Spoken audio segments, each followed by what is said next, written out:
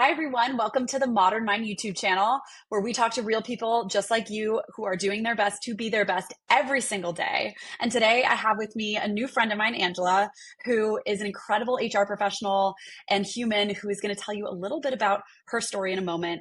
But this is a really, really special one. I was particularly interested in having her on, not only so we could talk a little bit about courage in the workplace, which is a topic that she cares a lot about, as do I, but also because there's a lot of professionals out there who are working in roles that serve other people all day, every day. And so part of what we're going to be talking about is how Angela works and does her best to try to take care of herself in the context of taking care of others all the time. So, Angela, thanks for being here. Thanks for having me, Lissy. Awesome. Well, let's go ahead and get kicked off. We'd love to hear a little bit more about your story. Who are you? Who am I? So I am a 30-year HR career professional who has gotten off of the corporate full-time nose to the grind track and is rewiring so that I can enjoy time with my two adult children and my college sweetheart and our two rescue dogs. Oh, that's so amazing. Um, and can you tell us a little bit more about this career of yours? Sure. So you and I both went to Cornell. I went to the Industrial and Labor Relations School and I fell into the HR curriculum and never looked back. I got my first winter internship and I knew then and there that HR was my calling. And so I've been in HR ever since. I've been able to work in many different sectors. I've been in consumer products, I've been in media, I've been in nonprofit, for profit, startups, mature companies, companies in decline, but always in HR. So it's been a real fascinating mosaic of different experiences that have shown that HR is imminently transferable regardless of the context. You just have to understand how to inspire people. And I think that's universal regardless of what organization you're part of. Totally. So that's a really good one to talk a bit about how to inspire people because a lot of times people have very different views of what the HR function does at their company. And so it'd be great to hear from your perspective. Like, what does a rock star, all-star HR team look like and feel like at a company? Their number one objective is to service the organization. It is not about promoting the HR agenda, right? There might be some new snazzy talent acquisition AI powered platform. Like that's not what we live for. What we live for is how do we get the best people so they can join a really thriving organization to make it even better, right? We're doing learning and development. Do we understand the skills that we're going to need that we're lacking now, or those that even need to jump an S curve? So what's the upskilling that we need to provide to the organization? So it's always in service of the organization's objectives. Which I love and could not agree more with. I'm curious, how have you seen the function shift over time? Well, for sure, I think you started it by saying that people misunderstand the HR discipline. I do think that a long time ago it was set up sort of as an extension of management. A lot of times it was about policies and process and policing. And really progressive HR is not about that. It's about full partnership at the table. How do we make sure that the decisions that the leadership team is influenced and informed by how it will be received by the organization? Do they understand the direction? Do they understand how they play a part and how can they make it go farther? And how can they point out the challenges so that we can navigate around the pitfalls, which every plan always has? Yes. I love that. It's very true. And you have to plan for that as well. Yeah, Um, sure. I'm curious, like we had talked last, and I think you had used the term maybe organizational courage, managerial courage. I can't remember the exact term, but it really struck me, and it's come up now a bunch of times for me since. Can you talk a little bit about this concept that you've been thinking about? So I had the tremendous privilege of sharing a stage with Amy Edmondson, who is an HBS professor and widely credited with coining the phrase psychological safety. And I think the same coin, the flip side, is organizational courage. And you and I had talked about in that conversation that psychological safety is about the organization creating an environment that's hospitable so that people can speak their mind and they can push back and they can challenge, or they can just even ask really dumb but simple questions. The other side, though, is that the employee has to lean in and sometimes create space to ask those questions, even when it doesn't always exist. So the ideal organization is hospitable environment and really brave employees. But sometimes they're not always existing in the same amounts. And sometimes just having someone break the dam can open up a whole new level of conversation. So organizational courage on behalf of employees, but also on behalf of leaders to hear what's being said. Absolutely. I have my own opinions, obviously a bit biased because of the mental fitness work that I do. I'm curious, like, what do you think it is that's getting in the way of seeing and feeling more of that within organizations, whether it's on the employee side or the organizational side? I think leaders often feel that if they don't know the answer, they're showing up deficient. They're showing up incompetent. When it really is a level of authenticity and vulnerability that really appeals to employees. Because if they've done their job right, they're surrounded by brilliant people. And it's nice for a leader to say, you know what, I'm not the expert in this. You are. Tell me what you're seeing. Give me a suggestion, a recommendation of how we can be doing this differently. And so I think sometimes leaders are afraid to ask and get feedback because it might be affirmation that they're not doing a great job. It might be a better idea than their own. So I think sometimes it's just as simple as that, right? Absolutely. And on the flip side of that, you talked about this idea, which I love, of bravery. And I really love that word in the organizational context because I hear a lot of times when I work with companies, like, I wish I could tell leadership that if I had the space to, I would. And I'm curious, have you seen any really great cases of that kind of bravery within organizations, or do you have any advice to people who might have some of those feelings or have some of that feedback and want to share it, but not necessarily know how? Yeah, that's a tough one. I mean, you have to be able to identify where are some of the safe places where you can share that information and know that it's going to be used in a way for good. Totally. Right. So sometimes the best hope is your manager, right, can serve as a conduit to their manager who can serve as a conduit to their manager and so on and so on. Other times HR is the right place to go for some of those safe conversations. If your organization has an anonymous inbox, that's a place to drop it. If you happen to have a DEI office, that can often be a great place. Really large organizations sometimes have an ombudsman. That might be a place to take it. But I always hope that the first place to go is your own manager, who should be working as your advocate. Yep. And I love that you gave a lot of alternatives because sometimes that person isn't that Yeah, safe place unfortunately. necessarily for some folks. Um, no, that's great. And um, it's interesting because in our kind of framework, we talk a lot about this idea that so much of essentially sharing the hard stuff has to do with having the confidence to do it. Um, Essentially, we always say there's four scientifically backed ways to build that confidence. So one is go watch other people. So watch other people be brave in meetings. And so finding that person at the office who maybe does speak up and asking them a little bit about their experiences, that's big. The second way to do it is to role play. So practice in small ways, Mhm. maybe with your partner at home or maybe with a friend, or maybe with a friend at work, right? Where the stakes are a little lower and practice kind of Or sharing, AI. or love it. Okay. Finally, we You can love it. A good actually use have for, AI build a person. You can actually type into an LLM. I'm preparing for a really difficult conversation. I want you to role play, a really belligerent such and such and have the conversation with me. Super safe way to practice. love. That's a great example. I love that. So you can practice with AI. And to your point, like the ultimate, we love that. There's real confidentiality there. You can have other people pump you up. So you can have other people help you. You can obviously, have a coach or a friend or a mentor help you. You can also obviously get yourself into a physical and emotional and mental state that feels good. We say warm up your emotions and your body. We always say grow that confidence. And I think what's really interesting is that a lot of times it's about being in the right environment where that confidence can grow to be brave and to share. And so I'm curious, like, what are some of the hallmarks of great cultures that you've been able to build and experience in your work that might help people feel psychologically safe to be brave? So I've been fortunate to be part of a number of leadership teams where there is just tremendous psychological safety, right? It just feeds off of one another, right? So you see one person do it and another person jumps in, and then before long it is normalized behavior for everyone to challenge and push back and give feedback because it's understood that it's meant with the best of intentions. There's no hidden agenda. There's not someone trying to practice one-upmanship. It's really about how do we get this to a better solution. Um, but but the point about organizational courage is if you're not walking into an environment that's already like that, how do you jumpstart it?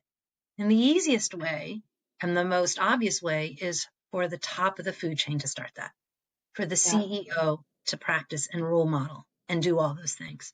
A lot harder if the CEO is unaware or unwilling, but still, all those folks sitting around the knight's table, right? They're there for a reason. They get paid the big bucks. They should have the wherewithal to have those conversations. And what I have seen sometimes work really well is that they sort of they huddle before the meeting and they get ready to walk in together as a united front. So be part of a larger movement, be part of something bigger than you. So you're not sticking, so it doesn't feel so scary to be out there on your own. Now that requires some forethought because you had to have planned it. But in the moment, it is really about screwing up your coverage and understanding maybe the political calculus and saying, you know what, I'm going to do it anyway, regardless, because I want to be on the right side of things. That's really, really cool. So it sounds like one of my favorite quotes is fear is wetting your pants and courage is doing it with wet pants. Um, Yeah, I I love think a that. lot of people, yeah, it's a really fun one. It comes from an old book on confidence. I can't remember where, but I think about this a lot that I think a lot of people expect it to always just feel like I will speak up when I feel everything feels totally comfortable. And to your point, so much of this is really about That's not finding ways to courage. get, yeah, yeah. Courage is Well, say doing it more even about when that. you're scared, right? Courage is doing it Yeah. even when you are scared, even when you're not sure that there aren't going to be any repercussions. I learned that lesson really early on in my career, but I can sort of gotten pushed to the point where I felt like, well, I think I'm kind of doomed here anyway. I got nothing left to lose. So on the way out, I'm going to speak my piece because that's the very least I can do for myself. And as it turned out, it wasn't the end of the road for me. It actually was a fork in the road that helped me establish greater confidence and sort of also gave other people the sense that when pushed, Angela was going to speak her mind and speak up for herself. And I think that was as formative as anything else I've ever experienced. That's so cool. I love it.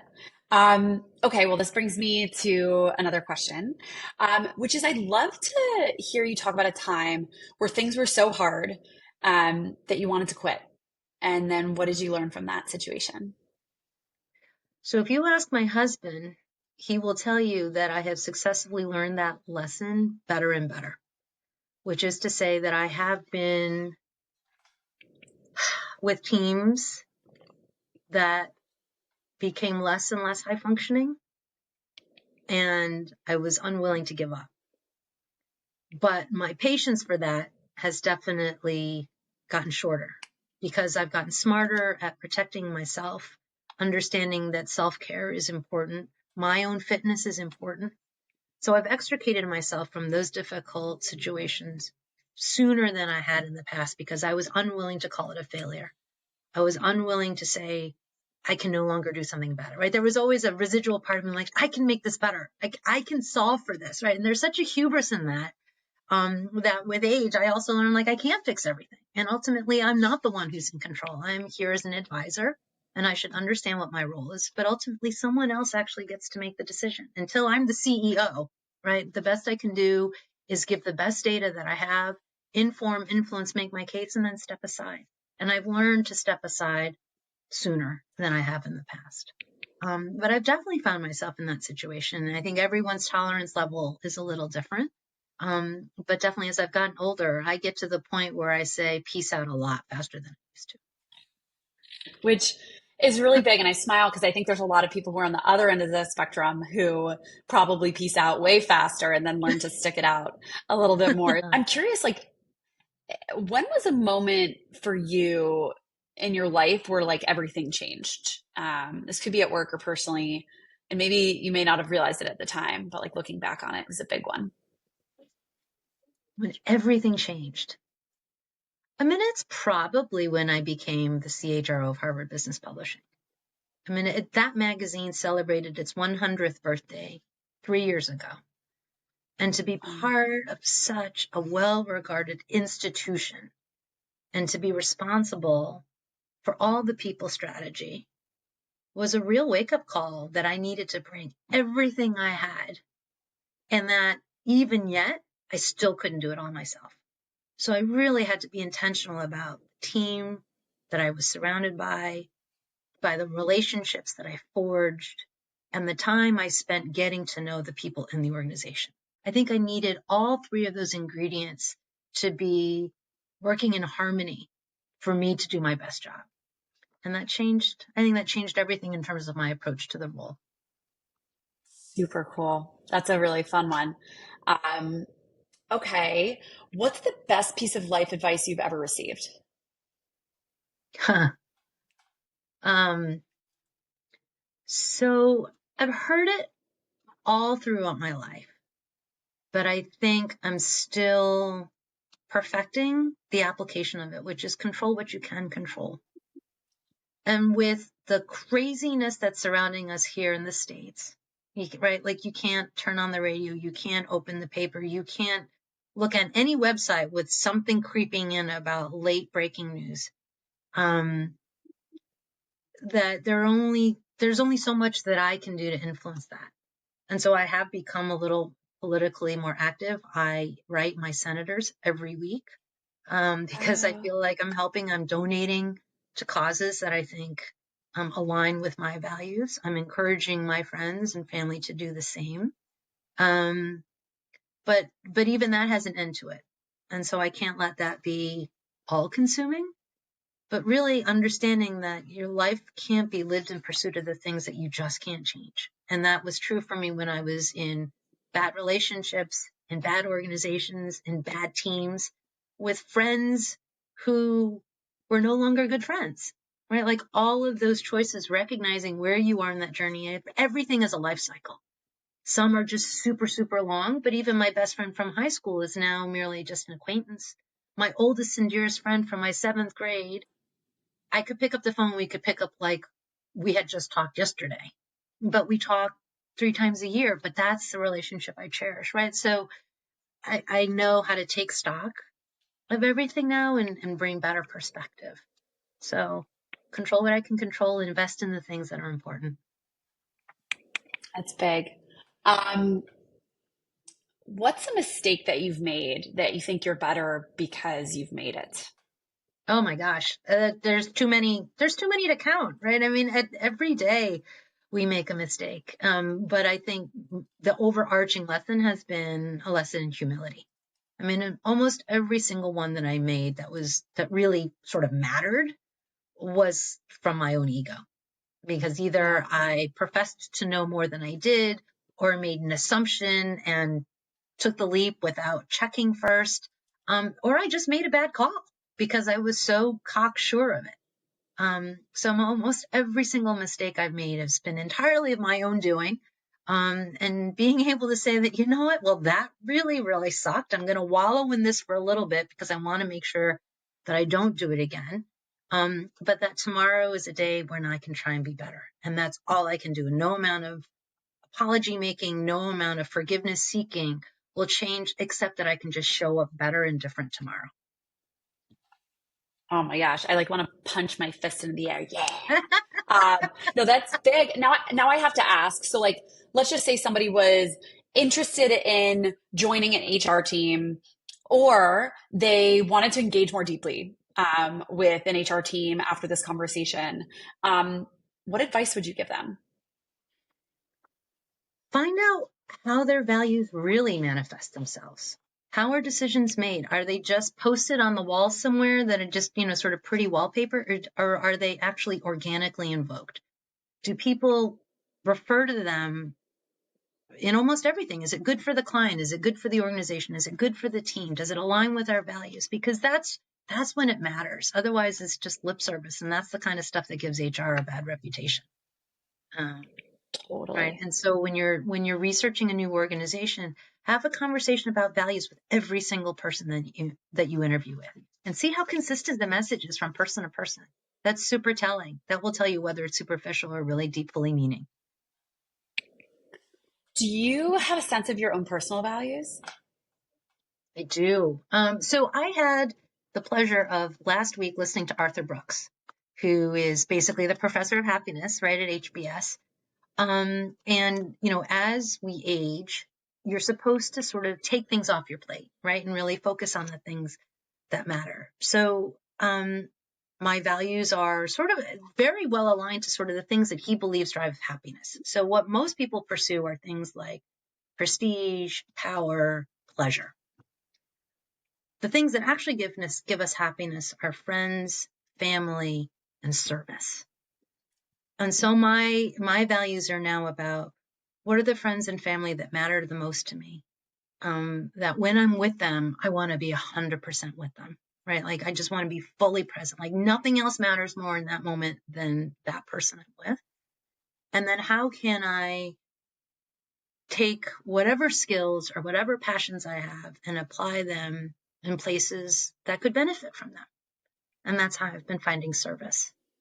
And so I think that's in a nutshell the things that I value. That's really big. Those are really wonderful. Okay, thanks for that little detour. I had to ask.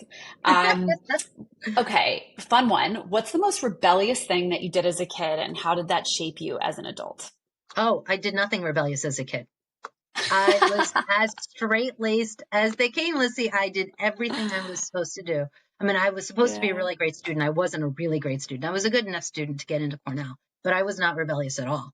That was completely tamped out of me, and um, that's a conversation that I had with my husband when we decided to start a family. What kind of parents do we want to be? And I was just telling somebody the other day, and I shared this with my son, who's now 27, that being his parent was one of the most formative events in my life, which is unlike me, who was perfectly obedient, he was civilly disobedient.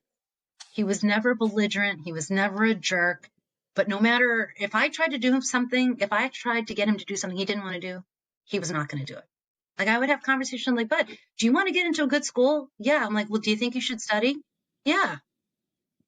Dot dot dot. Ergo, I could not get him to study. Like no amount of punishment, no amount of taking away your PlayStation until he realized, okay, I think I'm going to study. And that broke the mold for me. And so, I learned that that was sort of his own form of rebellion, but that I just needed to let him be who he was. And guess what? He's turned out to be a pretty cool adult. So my non-rebellious streak came back in spades because I got both kids who are like, we are our own people. And so I'm sort of living vicariously through them because it turned out to be a much better way to raise kids. That's really, really cool and a very unexpected answer. Um, that's so good. I'm curious, like, as a parent, just because I have to ask, I think a lot of people I hear before they become a parent, and I hope to be one day soon, but um, I always ask, like, what's like the one word that you would use to describe the job? So I'm going to ask that to you too. If you were to say parenting is what? It could be an adjective, it could be a noun, it could be anything. How would you finish that? It's love.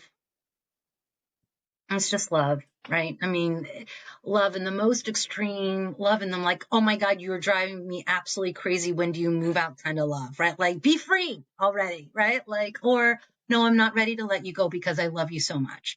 It's an amazing experience. And I don't think you can ever experience that kind of love unless you become a parent. And that's not to say you have to have biological children, right? Just to have children of your own. And I think that those who choose to be non-parents, it's not a judgment at all, but there is a unique love between a parent and their child that I think can only be experienced in that relationship. Being a really close aunt might be, might be a close second, but it's there's nothing else like it. That's so cool. Well, I'm sure there's a whole bunch of people who are going to go out and have kids now because it just sounds purely magical. Um, color me deeply intrigued and excited. Um, I now what that brings me to is so some people think that managing and parenting is somewhat similar, Oh, and some okay. people don't. And I'm curious where you land on that. Oh, that's super interesting, Lissy. I mean, I think if managing is like parenting, then something has gone horribly wrong. I think, right? I mean, Um, because parenting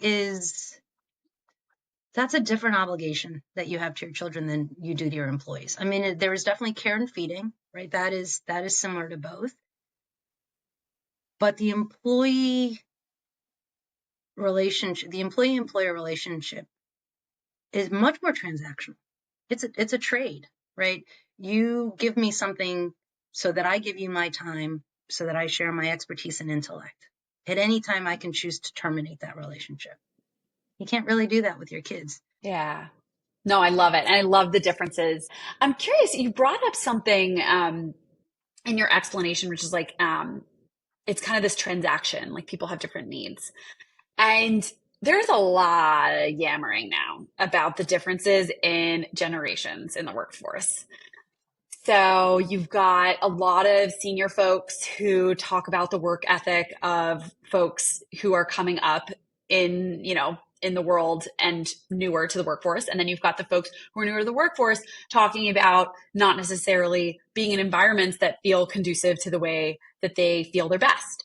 And this has got to be a conversation that you've at least been a part of a little bit in some of the organizations you've been a part of. So I'm curious if you have anything to weigh in with. I mean, some people say every generation complains about every generation, but do you feel like it's different now, or yeah, anything that comes up for you there? Oh, for sure. I definitely think that the more recent generations to enter the workforce have a very different expectation of what they can expect of their leadership than when I started 30 years ago. 30 years ago, I would never, ever have emailed the CEO and say, I didn't like what you said in the all staff. I demand an explanation. You were never entitled enough to ask how the sausage was made. In fact, doing that probably earned you some sort of discipline, right? Today, when I say today, I mean, I think even as recent as, or as far back as 10 years ago, people would march up to me as the head of HR and be like, I don't understand that. I didn't know what you have to say. I want time with you so you can walk me through that. I never would have done that with the executive vice president of HR either, right? So there's a very different level of transparency because, again, it's the transaction. I'm here, I'm giving you something. This is what you owe me in return. Yeah. And it's interesting because a lot of senior leaders I hear are asked for that level of transparency and more information, and that folks want to know more. What advice do you have for them about how to kind of handle that? Like, is it part of their job now? And if so, like, how do they take action when they've got a whole bunch of other things to do? So I think transparency needs some definition. Transparency is not tell me everything whenever I want it. It's make sure that folks have the information they need at the time they need it. So Hmm. if you're going to make a pivot in the strategic direction of the organization, I think you need to be fully transparent about what the current state of the business, why that's not working, and why you're choosing to pursue a different path. If it's, I want to know what everybody is making, well, no, that's not the kind of transparency we're going to practice, right? I mean, so I think it all depends on the context. It's case by case, it's discretion. But if people understand that you're willing to use logic and take the time to explain that to them, most times people are adults and they'll be like, okay, that makes sense. I understand that you're not going to share the entire payroll with me. But if you're going to ask me to go chase something that's fundamentally different from the work I did yesterday, yeah, I think I deserve to understand why that is. So then I can go make the 1,000 independent decisions I'm going to make going forward in the best way possible. Yeah, that's huge. And then, okay, so now let's take the other end of the equation. So now we have some of these younger generations asking for transparency. We have some advice for folks about how to have that conversation. But if and how do then these younger generations need to shift their expectations, if at all, in the way they show up to work, so that people feel respected? So it's super interesting. I had the instance of a fairly junior colleague who'd only ever worked remotely, had never been in an office. And we had the opportunity to bring everyone together. And that colleague didn't know how to interact in an analog environment, right? Where everybody was in person, face to face. And there had to be some in the moment coaching, like, hey, I need you to put your phone down and I need you to engage because that's where everybody is right now. And so I think some of that is, incorrectly interpreted as lack of work ethic. It was certainly a lack of lived experience. And as soon as we gave her that feedback, I love that. she was able to meet the moment. So I think there's just a disconnect in expectations, and there's certainly a disconnect in experience. So if leaders take the time to understand that people need to be brought along, it'll all be fine. I love that. And I really, really am excited about that term, meet the moment. Like, I Mm. think a lot of times folks in organizations are talking past each other. And so in both of these cases, it's really about figuring out what the other person's looking for in the ask, and then figuring out what's really reasonable and fair given that interaction that you have as like an employer and employee, which is really cool. So very cool. Thank you for that. Okay, now back to you. If you could create, so I started this out by saying, so you work in human resources, often now called the people function, because it's more than just treating people as a resource. People are everywhere within both product and services businesses. But oftentimes I'm seeing within companies this particular area being some of the most burned out folks out there, because they're the Yeah. ones who are helping other people manage their burnout and taking on a lot of the difficult layoffs and conversations that are happening within companies today, dealing with a lot of the political conversations that may or may not be, we'll say, like a part of the work conversation. And so I'm curious, like, what kind of mental health, mental wellness, mental fitness tools do you use on a regular basis to make sure that you have been taking care of yourself throughout the years, so that other folks can kind of hear how a real human does it? Well, so throughout the years, it's definitely been cultivating networks of other folks in HR. It's having enough people outside the function so that it's not all about work. So I can, set that part of me aside and go and pursue other things to sort of distract me, I guess, for a back of a lack of a better term. But really making sure that I have a support network, and then of course having a great team that can help share the load. And what I have found is that those CHRs who are really thriving have a fantastic partnership with their CEO and the rest of the executive team, right? Because they understand, they get that culture is not solely the remit of your head of HR, that is something that needs to be born and led and managed by the entire executive team and hopefully by all the people leaders in the organization. And so when that responsibility is distributed, then it's not nearly so bad, right? So a lot of the things that would come over the transom to HR are personnel issues, right? Someone doesn't understand why they got a bad review, or they don't understand why they got fired, or why, they didn't get assigned to that project. Well, if managers were equipped to handle those better because they were skilled, because they got the right feedback, they got the right coaching, then it wouldn't be so onerous on HR to have to come in and quote fix it in the last moment, right? So that requires a level of sophistication and leadership at all the levels of the organization across the business, so that those horrible things don't have to come across our desk. Yep. Um, And I'm curious, like, I'm sure you've been in meetings before where things get heated and excited, especially if you are in any way practicing this kind of organizational or managerial courage. And so I'm curious, is there anything that you do in the moment that kind of helps you relax, calm down, or kind of prepare to engage when you may be activated or emotional or feeling a lot of things? No, it's a great point. I've definitely learned to take a beat, because once you put it out there, right, you can't it's a lot harder to undo it, to take it back. So I've definitely learned to just, write it down, take a minute, um, and then just weigh in whether or not now is really the moment for me to speak my piece, because it's not always the opportune time. It might be later. It might not be in that form. It might be better written than said. So I've definitely gotten a lot better at the timing of when I choose to weigh into something, especially if it's, as you say, activated. Yeah, no, that's really big. I also write things down before I say them, especially when I'm feeling a lot of feelings. So that's great. Um, and so, as you know, we talk about mental fitness as the practice of these kind of regular exercises that you take to work on your mind so that you can achieve your goals.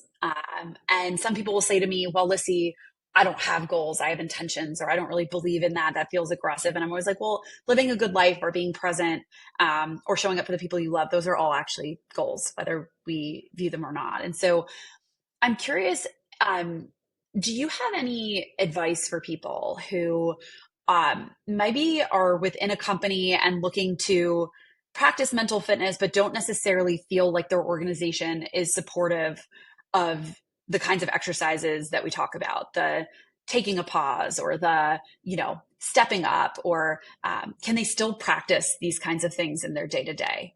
Absolutely.